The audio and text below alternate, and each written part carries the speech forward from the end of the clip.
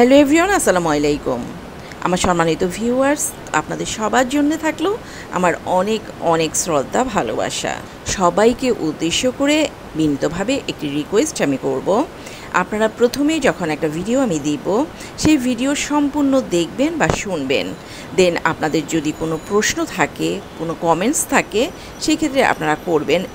আর আপনি যদি সম্পূর্ণ ভিডিওটা দেখেন, হতে পারে আপনি যে প্রশ্ন করতে চাচ্ছেন বা যে কমেন্টস আপনি করতে চাচ্ছেন সেটার অ্যান্সার আপনি ভিডিও শেষে মাঝামাঝি কোনো একটা সময় পেয়ে যাবেন।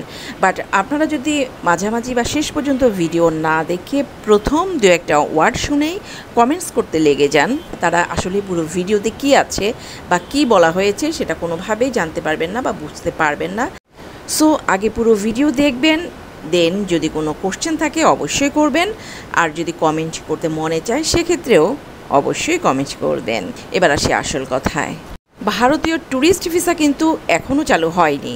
মূলত এটার আসলে প্রসেসিং চলছে, কার্যকলাপ অলরেডি শুরু হয়েছে। হতে পারে 2 মাস, হতে পারে 4 মাস, 6 মাস, যে কোনো একটা সময়ের মধ্যে ট্যুরিস্ট ভিসা চালু হওয়ার একটা পসিবিলিটি দেখা গেছে, যেটা এতদিন পর্যন্ত কুয়াশাচ্ছন্ন ছিল।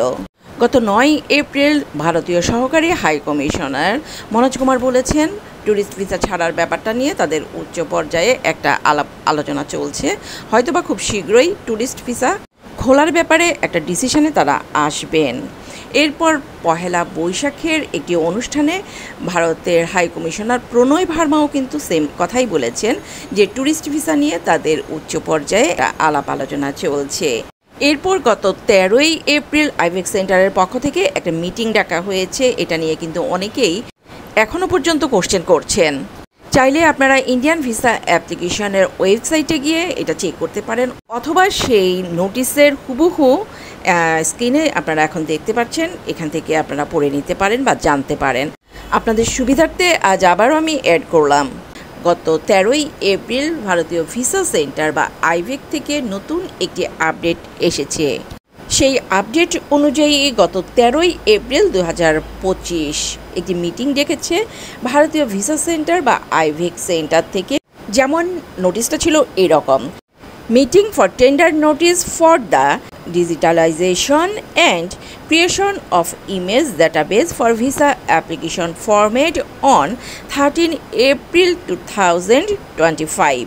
এর বাংলা অর্থ যেটা দাঁড়ায়, ভিসা আবেদনপত্রের জন্য ডিজিটালাইজেশন এবং ইমেজ ডাটাবেস তৈরির জন্য দরপত্র বিজ্ঞপ্তি সভা ডেকেছে আইভেক সেন্টার থেকে 13ই এপ্রিল 2025। আর এই সভাটি হয়েছিল অনাবিল tower, first floor, plot number 3, Kamal Ataturk Avenue, Gulshan, Dhaka. IVAC বা ভিসা সেন্টার থেকে এই সভা ডাকার মূল উদ্দেশ্য হলো যারা ভিসা আবেদনের ফর্মগুলো কাগজপত্র স্ক্যান করে ডিজিটাল আকারে রূপান্তর করবে এবং একটি ছবিভিত্তিক ডেটাবেস তৈরি করবে, সেই কাজের জন্য একটি দরপত্র আহ্বান করা। সভায় এই কাজের শর্তাবলী, প্রক্রিয়া এবং যারা এসব করবে তাদের সবার দায়িত্ব নিয়ে কিন্তু আলোচনা করা হয়েছে। মূলত 13ই এপ্রিলে যে সভাটি হয়েছে সেটা সরকারি এবং সংস্থাগত একটি উদ্যোগ ছিল, আর এ নিয়ে যারা কাজ করবেন তাদের কাজের ধরনটা কিছুটা এরকম, যেমন পুরনো বা নতুন ভিসা আবেদন ফর্মগুলো যারা করেছেন সেগুলো স্ক্যান করে ডিজিটাল ফরম্যাটে সংরক্ষণ করতে হবে। প্রত্যেকটা ফর্মের সাথে থাকা ছবি এবং তাদের সাইন বা সিগনেচার একটি নির্দিষ্ট ডেটাবেজে সঠিকভাবে সংযুক্ত ও সংগঠিত করতে হবে।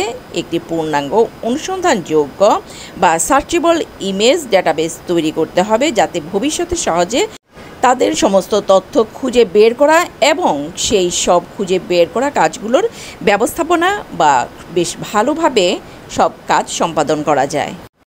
আশা করছি যাদের এই ব্যাপারটা নিয়ে বিস্তারিত জানার ছিল তারা এতক্ষণে জেনে গেছেন নিশ্চয়ই। এদিকে গতকাল বৃহস্পতিবার নয়াদিল্লিতে ভারতের পররাষ্ট্র মন্ত্রণালয়ের সাপ্তাহিক একটি ব্রিফিংয়ে এই পর্যন্ত বাংলাদেশের পক্ষে যেসব ঘটনা ঘটেছে সেগুলোর দিকে তাকাতে বলেছেন ভারতের পররাষ্ট্র মন্ত্রণালয়ের মুখপাত্র রণধীর জয়সওয়াল। মূলত সাংবাদিকদের প্রশ্নের জবাবে রণধীর জয়সওয়াল বলেন, গত সপ্তাহে আমরা ট্রান্সশিপমেন্ট সুবিধা নিয়ে একটি ঘোষণা দিয়েছি। আমরা এই পদক্ষেপ নিয়েছি আমাদের বন্দর ও বিমানবন্দরগুলোতে জটের কারণে। তবে তিনি এই পদক্ষেপ নেওয়ার আগে বাংলাদেশে যেসব ঘটনা ঘটেছে অনুগ্রহ করে সেগুলোর দিকে তাকাতেও সাংবাদিকদের মনে করিয়ে দিয়েছেন। ভারতের পররাষ্ট্র মন্ত্রণালয়ের মুখপাত্র রণধীর জয়সওয়াল আরও বলেন, ভারতের ওই সিদ্ধান্তের কারণে অবশ্য নেপাল ও ভুটানের মতো জলবিশিষ্ট রাষ্ট্র পড়ছে না। ওই দুই দেশে বাংলাদেশি পণ্য যথারীতি সরবরাহ হবে, ফলে দক্ষিণ এশিয়ায় এর কোনো প্রভাব পড়বে না। অন্য এক প্রশ্নের উত্তরে জয়সওয়াল মনে করিয়ে দেন, ভারত বারবার বলেছে বাংলাদেশের সঙ্গে একটি ইতিবাচক ও গঠনমূলক সম্পর্ক চায়। গণতান্ত্রিক ও অন্তর্ভুক্তিমূলক বাংলাদেশ দেখতে ভারত আগ্রহী। এদিকে চলতি মাসেই বাংলাদেশে আসছেন পাকিস্তানের পররাষ্ট্রমন্ত্রী ইসহাক দার। এই বিষয়টি ভারত কোন চোখে দেখছে জানতে চাওয়া হলে মুখপাত্র রণধীর জয়সওয়াল বলেন, বিষয়টি আমাদের নজরে রয়েছে, বাট এর বাইরে তিনি অন্য কোনো মন্তব্য করতে রাজি হননি। এদিকে গত সপ্তাহে মুসলিম অধ্যুষিত মুর্শিদাবাদ জেলায় নতুন ওয়াকফ আইন নিয়ে প্রতিবাদ বিক্ষোভ চলাকালে সহিংসতা ছড়িয়ে পড়ে। মালদা, মুর্শিদাবাদ, দক্ষিণ 24 পরগনা এবং হুগলি জেলায় এই বিক্ষোভ ছড়িয়ে পড়ে, যেখানে আগুন লাগানো, ইট পাটকেল নিক্ষেপ এবং রাস্তা অবরোধের ঘটনাও ঘটে। এ নিয়ে বাংলাদেশের মন্তব্যকে অপ্রয়োজনীয় বলল ভারত। রণধীর জয়সওয়াল বলেন, বাংলাদেশে ধর্মীয় সংখ্যালঘুদের উপর চলমান নির্যাতনের বিষয়ে ভারতের উদ্বেগের সঙ্গে তুলনা করার জন্য এটি একটি ছদ্মবেশী এবং ছলনাপূর্ণ প্রচেষ্টা। সেখানে এই ধরনের অপরাধের জন্য দায়ীরা এখনও মুক্তভাবে ঘুরে বেড়াচ্ছে। অযৌক্তিক মন্তব্য করা এবং পরামর্শ প্রদানের পরিবর্তে বাংলাদেশ যদি তার নিজস্ব সংখ্যালঘুদের অধিকার রক্ষার দিকে মনোনিবেশ করে তাহলে আরও ভালো হবে। ভালো থাকবেন সবাই। আল্লাহ হাফেজ।